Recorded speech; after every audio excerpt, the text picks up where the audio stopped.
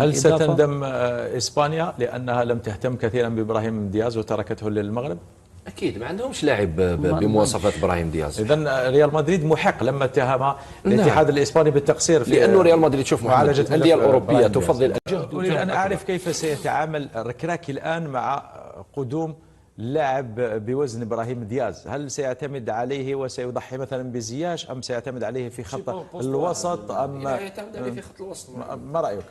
لا خط الوسط يريد قدام مشكل اغنياء، بروبليم دو ريش، يعني عنده بزاف لاعبين ثراء تعداد ويعرف المشكل اين سيضع كل هؤلاء اللاعبين. هذا شيء ايجابي، خاصه المنتخب يحضر، هذا المنتخب يحضر كاس افريقيا 2025 راح يحتضنها هو.